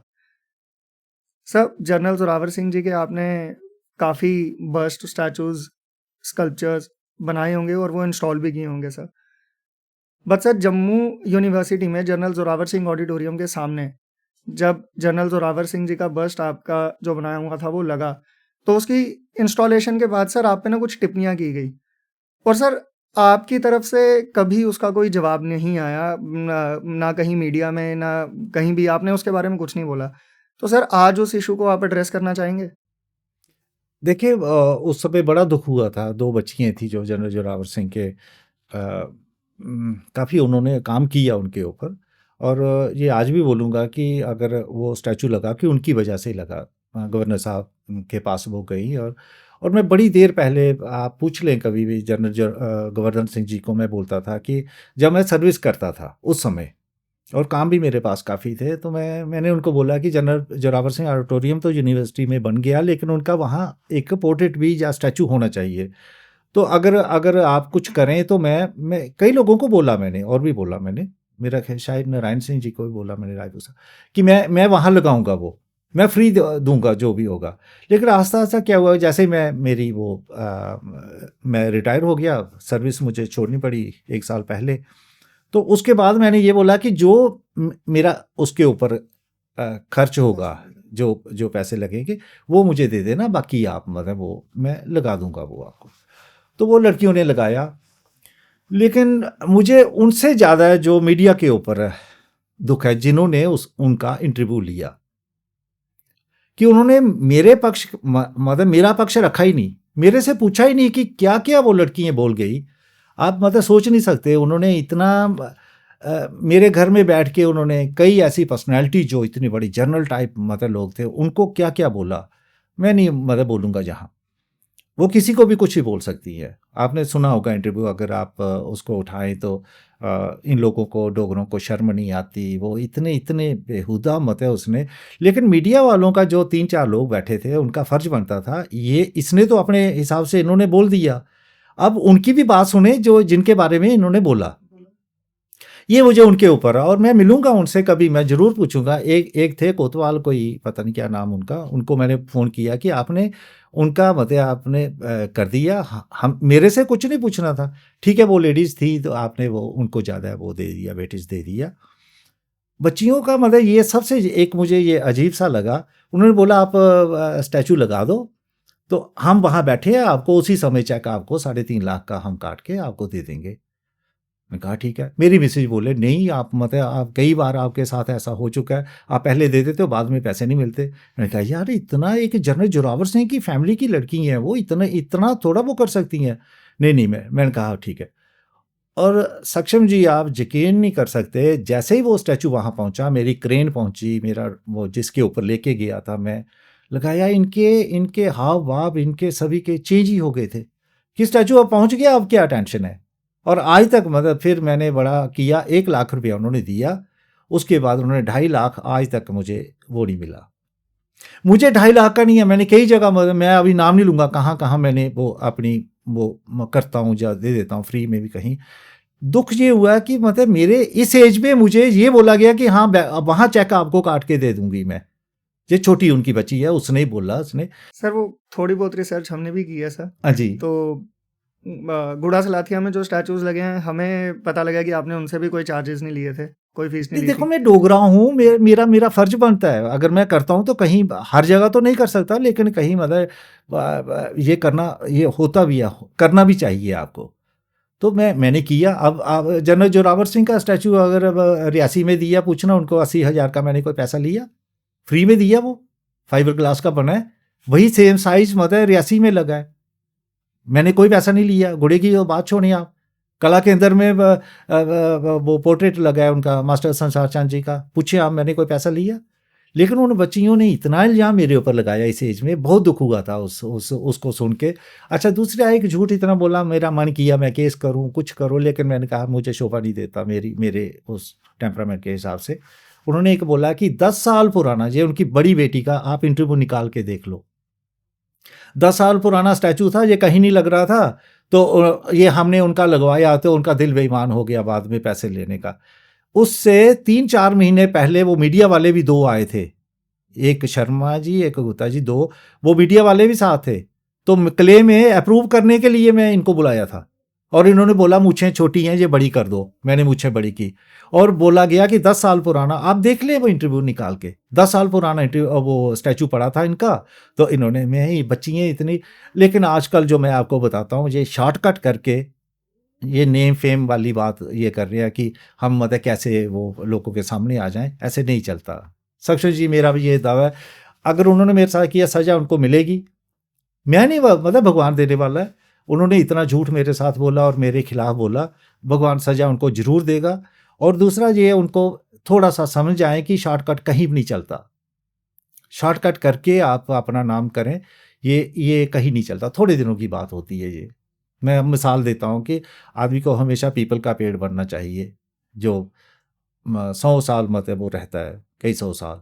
आपको बरसात की वो एक बेल निकलती है ना, वो एक पेड़ निकलता है तो बस फल दिया और 2 महीने के अंदर 3 महीने के अंदर ख़त्म हो जाती है, वो नहीं, वो एकदम इतनी बड़ी हो जाती है, पेड़ के ऊपर छा जाती है वो नहीं होना चाहिए, आपको पीपल का पेड़ बनना चाहिए। तो वो उन्होंने वही किया, वो बरसात की वो निकला। अनेकों अवार्ड्स, पेरिस और साउथ कोरिया और कई इंटरनेशनल एग्जीबिशंस में आपका जाना। सर इतना सब अचीव करने के बाद खुद को घमंड से दूर कैसे रखा? ये घमंड तो मेरी नेचर में हो ही नहीं सकता। सक्सेना जी गुस्सा है, गुस्सा कर देता हूँ, गुस्सा आता है मुझे, मैं इरिटेट भी हो जाता हूँ, गुस्सा भी करता हूँ, लेकिन घमंड वाली बात मेरी नेचर में नहीं है। मैं हमेशा डाउन टू अर्थ रहने की सोचता हूँ। और घमंड है किस बात का, पहले ये मुझे कोई बताए। मुझे ये पता नहीं मेरा अगला सांस आना है या नहीं आना, तो किस बात का घमंड।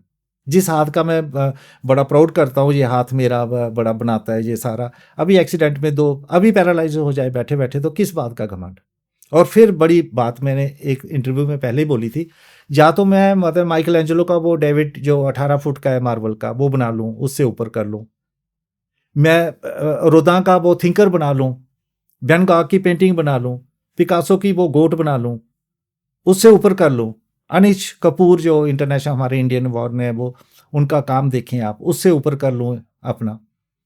तो ये चीज़ें सारी हमारी, उनकी छोड़े, हमारे राम किंकर वैस थे इंडियन जो स्कल्प्टर, आज उस टाइम का उन्होंने जो संथाल फैमिली के जो स्कल्पचर बनाए जा, उनसे कोई ऊपर करके दिखा दे। डीपी राय चौधरी के स्कल्पचर है, मेरे यहाँ ही मेरे राजेंद्र टिकू मेरे टीचर हैं, मैं उनसे ऊपर कर लूँ कुछ, तो फिर मेरे अंदर घमंड आए। जब मैं उनके मतलब पास भी नहीं पहुंचा, मैं कुछ कर ही नहीं पाया मतलब अभी तक, मतलब कुछ भी, ये इतना काम थोड़ी होता है जितना मैंने किया, तो घमंड किस बात का। और जम्मू में सबसे बड़ी प्रॉब्लम है, मैं डोगरों के लिए बोलूँगा, यहाँ सबसे एक बड़ा एक ईगो बड़ी जल्दी आ जाता है इनको। मैं मतलब थोड़ा सा 4 दिन कोई वो जिम जाएगा ना सॉरी, तो उसका चलने का, गांव की बातें करता हूँ मैं, उसका चलने का स्टाइल देखना आप, अलग सा हो जाता है, अलग सा दूसरों में। उसका पैसे वाला होगा, सारे लोग बरादरी में बैठे हैं, वो चेयर मंगवाएगा, चेयर के ऊपर बैठेगा, मतलब किसी भी आप मतलब थोड़ा सा बड़ी बड़ी जल्दी ईगो में मैं आना जो एक सारे डोगरी बोलते फू फाम मतलब उसमें इनका बड़ा विश्वास है बड़ी जल्दी। मेरा नहीं है, ऐसा नहीं है। जम्मू में आर्ट फील्ड की अगर बात करें तो चाहे कोई भी हो सर, चाहे कोई गायक हो, पेंटर कोई हो, पेंटर स्कल्प्टर हो, हो, कोई स्कल्प्टर हो, कोई कोई एक्टर हो, थिएटर आर्टिस्ट हो, कोई भी हो सर। सर आपको क्या लगता है कि जम्मू में जो आर्टिस्ट हैं उनके आगे ना आ पाने का सर मेन कारण क्या है? इसमें आप कहीं ना कहीं जो कोई सक्सेसिव गवर्नमेंट्स रही हैं या एडमिनिस्ट्रेशन का फेलियर लगता है आपको? नहीं, मैं नहीं बलवंत ठाकुर जी को क्या बोलेंगे आप? उन्होंने आज देखें आप पद्मश्री का छोटी सी एज में उन्होंने पद्मश्री ले लिया। आप राजेंद्र टिक्कू जी का देखें, अभी नए जो चले राकेश लड़का है, पेंटर है, श्रीनगर में सर्विस करता है, बहुत अच्छा काम, उसको कोई नहीं रोकने वाला। मिलन शर्मा है, उसको कोई नहीं रोकने वाला होगा, वो काम चल रहा है। आप अकेडमिक ये वाले हो गए, रोहित वर्मा है, हमारे कॉलेज में इंस्ट्रक्टर लगे हैं इस समय, तो इन लोगों को कोई रोकने वाला नहीं, ये काम कर रहे हैं। तो जो अब दूसरी साइड जो अकेडमिक नहीं है, सुमन गुप्ता जी है, के गांधी है, पूरा इंटरनेशनल लेवल के ऊपर अपना नाम कर रहे हैं। विशंबर मेहता जी है, स्कल्पचर में उन्होंने मेरे साथ ही मास्टर डिग्री की बड़ौदा से, बड़ा अच्छा काम किया उन्होंने। सारा कोई गवर्नमेंट कोई नहीं किसी को रोक सकती है। बेसिकली ये सवाल मैंने इसलिए पूछा था कि रोका तो नहीं गवर्नमेंट ने, पर आपको लगता है सर कि एनकरेजमेंट जिस हिसाब से मिलनी चाहिए वो नहीं है? या आप क्या वजह मानते हैं सर कि जो हमारा यूथ है, चाहे वो किसी भी फील्ड में कुछ काम करना चाहता है, वो जल्दी हिम्मत हार जाता है पेशेंस की कमी की वजह से? या सर क्या रीज़न है कि वो आगे नहीं आ पा रहा है? जबकि सर आपके, और आपने बलवंत ठाकुर जी का नाम लिया, के गांधी जी का नाम लिया, इनके जैसे रिनोन्ड आर्टिस्ट आज भी हमारे बीच हैं। आपको क्या वजह लग रही है कि जो यूथ है वो आगे नहीं आ पा रहा है? देखिए, पहले तो मैं कमी कहाँ है? एक बात आपको बताऊं कि कला कोई वो नहीं है। मैं बोलता हूं कि आप डॉक्टर, इंजीनियर और बिजनेसमैन, प्रॉपर्टी डीलर, ये सारे आप बना सकते हो, लेकिन आर्टिस्ट आप बोलें कि मैं ही बोलूं अपने बच्चे को, या टिक्कू सर बोले, खजूरिया सर ने, हम कोई भी अपने बच्चे को और ही आर्टिस्ट नहीं बना पाए। कि आप ये नहीं बोले कि मतलब वो आर्टिस्ट कोई किसी को ज़बरदस्ती ये जितनी देर अंदर उसके वो पैशन नहीं होगा उसका, ऐसे इम्पॉसिबल है वो बनना।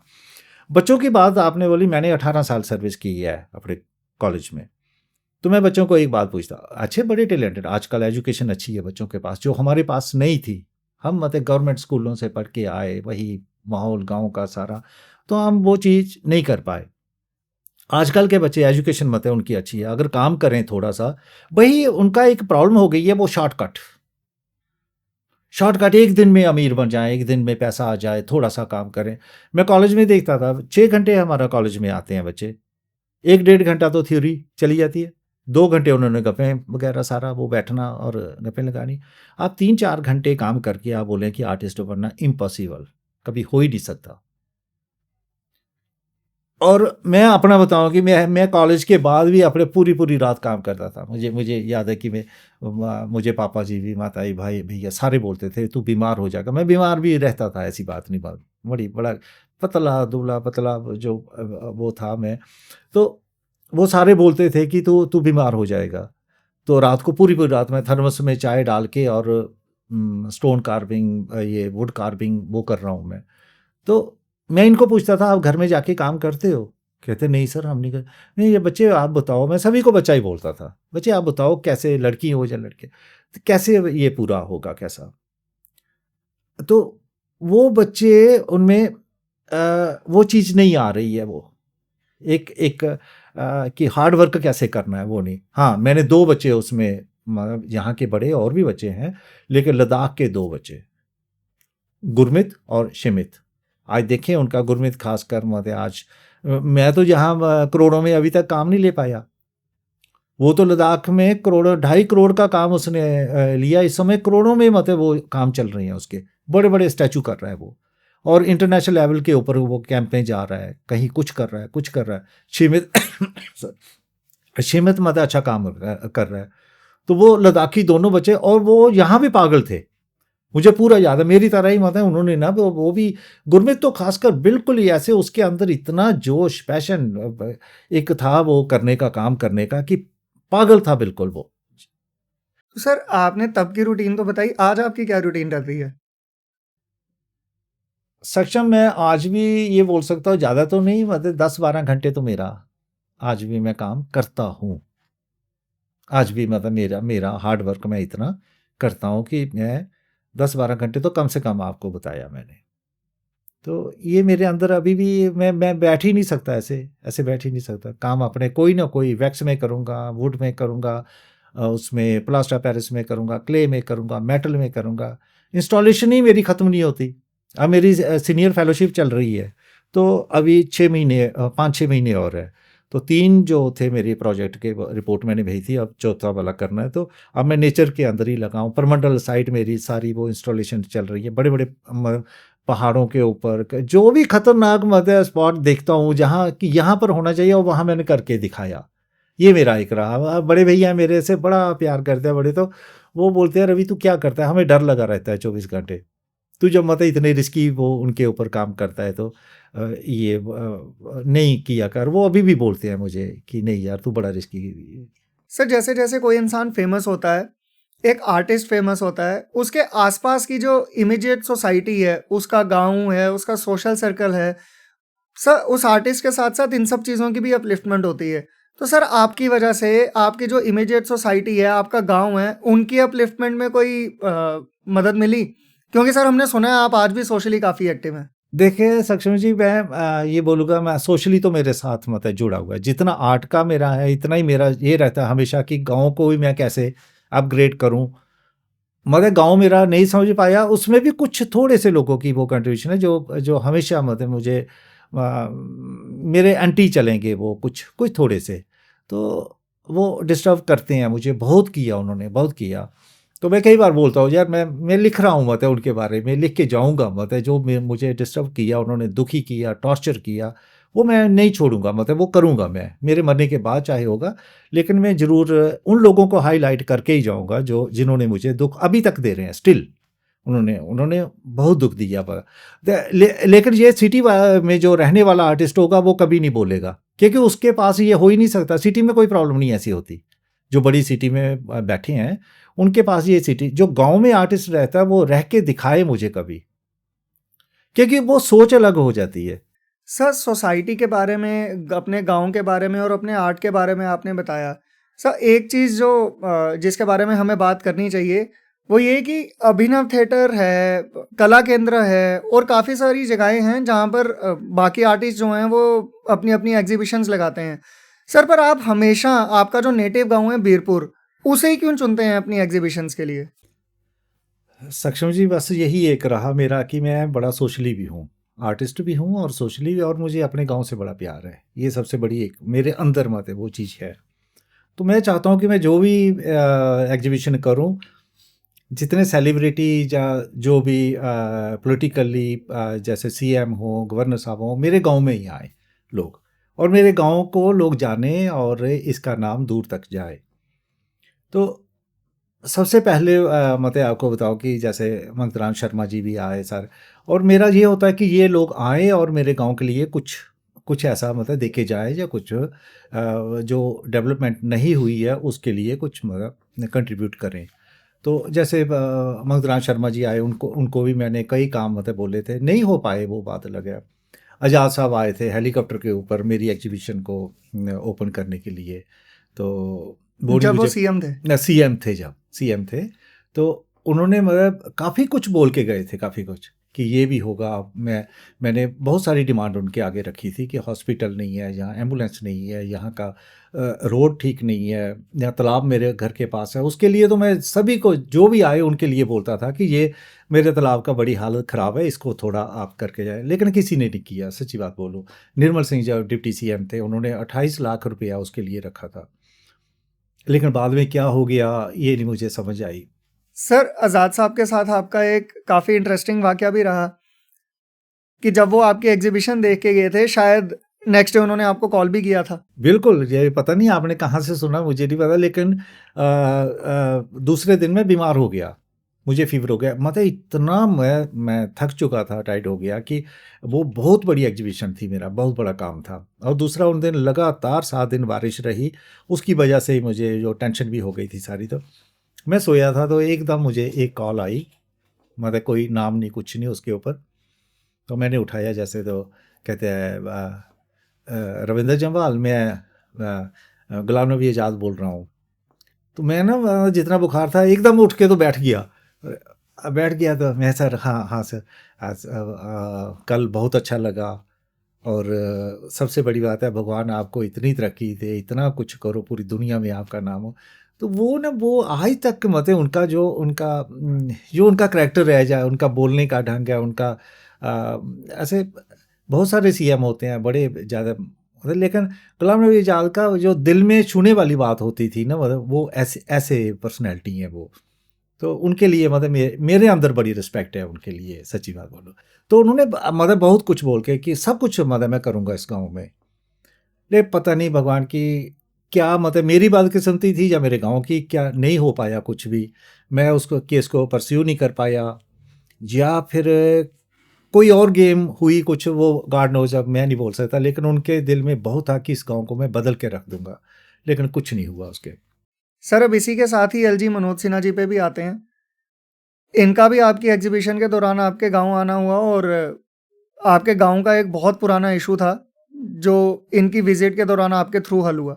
मेरा यही रहता है कि कुछ ना कुछ गाँव में हो जाए, इसीलिए मैं बड़े लोगों को वहाँ पर अपने बुलाता हूँ कि मेरे पास आर्ट है, तो मैं उसके आर्ट के थ्रू इनको ले आऊँ। तो एक रोड था, बहुत बड़ा इशू था वो। तो उस रोड का कुछ मतलब हमारे सेंटिमेंट्स के साथ मतलब जुड़ा हुआ है गाँव के, क्योंकि डेड बॉडी उस रास्ते से जाती थी वो। तो पहले भी बोला गया, नहीं हुआ। तो गवर्नर साहब का जिस दिन मोदी साहब से मैं मिला, तो उससे पहले ये उसी राउंड लगाने के लिए ये गवर्नर साहब आए। तो मैंने इनको बोला कि मैं ऐसे-ऐसे गाँव में एग्जीबिशन करना चाहता हूँ, तो आप सर आएँगे? तो उन्होंने बोला हाँ जी, मैं आऊँगा। उसी समय इन्होंने बोल दिया। तो फिर मैं गया इनके पास मैं, सर मैं एग्जीबिशन करनी है ऐसी। तो चलो जी, इन्होंने टाइम दिया, आए। सर आए तो मैंने इनको, जैसे ही बैठे थे हम चाय वगैरह पी रहे थे, तो मैंने कहा सर मतलब एक रोड की प्रॉब्लम है, एक ग्राउंड की प्रॉब्लम है, 3-4 मतलब इश्यूज़ हमने अपने इनके आगे रखे रिटन में, क्योंकि मेरी मिसेज वो सरपंच है, उसने भी वो सारा बना के रखा था पेज वो। तो दिया, तो मेन इशू हमारा इस रोड का, लेकिन वहाँ बहुत पैसे की वो बात थी, वो आम मतलब कोई भी उसको कराना बड़ा मुश्किल था। क्योंकि उसका बाद में जब इन्होंने अपना प्रोसेस चलाया, डिवकाम साहब को वो आगे भेज दिया, फाइल भेजी, तो हमें पता चला कि डिवकाम साहब के पास जाना है। वो मेरे जान पहचान वाले थे, हम चले गए उनके पास, तो गए, मैं और मेरी मिसेज भी थे। तो हमने कहा सर वो बड़ा ज़रूरी है, गवर्नर साहब ने आपके पास फाइल भेजी है। तो उन्होंने उसी समय फ़ोन अभिषेक शर्मा जी को, जो सांबा के डीसी, तो वो मेरे बड़े जान पहचान वाले, मेरे घर में भी आए थे 3-4 बार। तो उन्होंने फ़ोन किया, ऐसे-ऐसे अरविंदर जमाल के गाँव में जो गवर्नर साहब वो कमिटमेंट करके आए थे, वो वाला आप कहीं से वो रखो उसका वजह। तो मेरा ख़ैर तीसरे चौथे दिन ही वो सारा, फिर हम डीसी साहब के पास भी गए, फिर बोला ठीक है हम रखेंगे उसके बारे में। तो तीसरे दिन ही वो सारा वो आगे एक्शन वगैरह और जेई वगैरह उसका मेजरमेंट करने गए। 1 करोड़ 14 लाख रुपया उसका वो एस्टिमेट बना। उसके बाद हुआ जो भी टेंडर पड़ा, 90 लाख का वो टेंडर पड़ा। अभी मतलब उसका 90% काम जो हो चुका है उस रोड का, शुरू हो गया। 90 लाख का टेंडर पड़ा, आगे कॉन्ट्रैक्टर जो है उसने कितने का लिया मुझे नहीं पता, लेकिन अभी काम उसका चल रहा है, दिन रात काम चल रहा है। वो मेरा ख्याल है एक सॉरी 1 महीने के अंदर अंदर वो काम वो ख़त्म हो जाएगा। तो वो मेरे लिए बहुत बड़ी अचीवमेंट है, और गाँव के लिए वो था कि एक रोड इतना बड़ा, इतने पैसे का बनना, ये गवर्नर साहब का ही सब कुछ मतलब वो, कि मेरी वजह से वो रोड बना। ये एक सर आपने लाइफ को बहुत क्लोजली देखा है, बहुत क्लोजली ऑब्जर्व किया है, और आपकी स्ट्रगल्स भी काफ़ी रही हैं। सर आज कोई भी आर्टिस्ट है या कोई भी यूथ जो अपने रिस्पेक्टिव फील्ड में आगे बढ़ना चाहता है, कुछ अचीव करना चाहता है, तो उनके लिए आपका क्या मैसेज रहेगा? देखिए उनके लिए मैं बड़े, जो भी इंटरव्यू होता है ये लास्ट में होता है कि उनके लिए क्या, मैं तो एक ही जो आज तक ये मेरी सफ़ेद दाढ़ी ने या मेरी एज ने जो एक्सपीरियंस दिया मुझे, कि आजकल एक सबसे बड़ी बात हो गई है शॉर्टकट। हर चीज़ में शॉर्टकट। मतलब कोई भी बिजनेस हो, पढ़ने का हो, कोई सर्विस में हो, कि काम इतना नहीं करना पड़े और नाम मेरा हो जाए और दुनिया हमें जानना शुरू हो जाए, पैसा मेरे पास इतना जाए। मुझे लगता है ये दुनिया का कोई भी ऐसा फार्मूला नहीं है कि आप शॉर्टकट आप एकदम आप राइज कर जाओ। ये मेहनत करनी पड़ती है, बड़ा हार्ड वर्क करना पड़ता है, वो थोड़ा सा। और दूसरा मैं जो देख रहा हूँ इस समय, मैं अपने गांव को लेके ही नहीं चल रहा हूँ, हर हर जगह ये जो नई जनरेशन ड्रग्स के ऊपर जो आ चुके हैं, इसके लिए थोड़ा सा इनको सोचना पड़ेगा बच्चों को आगे, कि उनके पेरेंट्स कैसे कैसे उनको एक एक दिन देखते हैं, उनका कैसे उनको बड़ा होते देखते हैं। और जब बड़ा होता है 15-16 साल का, उस एज में आता है जब उसने माँ बाप की हेल्प करना शुरू करनी होती है, तो उस समय वो ड्रग्स का शिकार हो जाता है। और कैसे कैसे मैंने कुछ लोग मतलब मरते हुए देखे हैं, जो उनकी जो हालत होती है। तो मैं चाहता हूँ कि उन बच्चों को थोड़ा सा सोचें कि हमारे पेरेंट्स के ऊपर क्या कैसे क्या होता है, और गवर्नमेंट को भी इसका एक्शन गांव गांव में होना चाहिए। कोई ऐसी सोसाइटीज़ बननी चाहिए जो इनको रोक पाएँ। तो ये मैं थोड़ा सा अगले बच्चों को यही वैसे ही देना चाहता हूँ। और आर्ट फील्ड के जो है उनको, कि उनको हार्ड वर्क करना चाहिए, उनको एक इंटरनेशनल लेवल के ऊपर सोच के काम करें। ये भी नहीं कि दिन रात काम करते रहें आप, तो ऐसा करें कि जो पहले हो चुका है या कॉपी वर्क करते रहें। वो थोड़ा सा आर्ट का भी वो करें, समझ के सोच के, और अच्छा क्रिएटिव काम करें। ये मैं आर्ट फील्ड के बच्चों हूँ। हर आर्टिस्ट का एक सपना होता है पद्मश्री पाने का। तो सर, पिछले 3 साल से जो हमें पता चला है, हमने सुना कि 3 साल से आपका नाम भी इस लिस्ट में था सर। तो अभी तक इतना अचीव करने के बाद भी पद्मश्री ना मिल पाने का दुःख है? सक्षम जी, पद्मश्री जब किस्मत में होगा तो मिल जाएगा, नहीं होगा तो नहीं। मतलब मेरा एक ही वो है, एक ही फंडा है कि कर्म करना, काम करना। मैं काम दिल जान से काम कर रहा हूँ। जो मुझे कोई, हाँ दुख होता है, कभी कभी होता है, ऐसी बात नहीं कि मैं, आपने 3 साल बोला ना, मतलब जितने भी मैक्सिमम मतलब इंटेलेक्चुअल कुछ लोगों ने मेरे साथ बातें की, मेरे कुछ मतलब टीचर ही ऐसे थे, 10 साल हो गए उन्होंने, आपको मतलब पद्मश्री नहीं मिला, आपको मिलना चाहिए। तो मैं कहता हूँ कोई नहीं, मुझे मुझे कई मीडिया वालों ने ही बोला कि नहीं जमार साहब, आपको पद्मश्री मिलना चाहिए, आपने इतना काम कर दिया। तो मैं बोलता हूँ कोई नहीं, मतलब काम। मैं 3 साल में फॉर्म भी भरता रहा, वो कि वो फॉर्मेलिटी होती है, मैंने इस साल वो भी छोड़ दिया। मैंने कहा जब होगा तो देखा जाएगा, लेकिन मुझे कोई ख़ास मतलब वो नहीं है इसका। तो चलो, मुकद्दर में होगा तो मिल जाएगा, नहीं होगा तो। एक बहुत बड़ा सम्मान है पद्मश्री। बट सर, एक आर्टिस्ट को, उसके आर्ट को एक अवार्ड लिमिट नहीं कर सकता सर। एक आर्टिस्ट का कद और उसकी कला किसी भी अवार्ड से बहुत बड़ी होती है। और मैं जेन्युइनली उम्मीद करता हूँ सर कि अगली बार जब हम मिलें तो मैं रिनोन्ड आर्टिस्ट रविंदर जम्वाल के साथ पद्मश्री आर्टिस्ट रविंदर जम्वाल लिखूँ sir. Thanks a lot once again for coming sir. चलो सक्षम जी, थैंक यू। आपका भी बड़ा बड़ा शुक्रिया, आपने मुझे टाइम दिया। Thank you ji.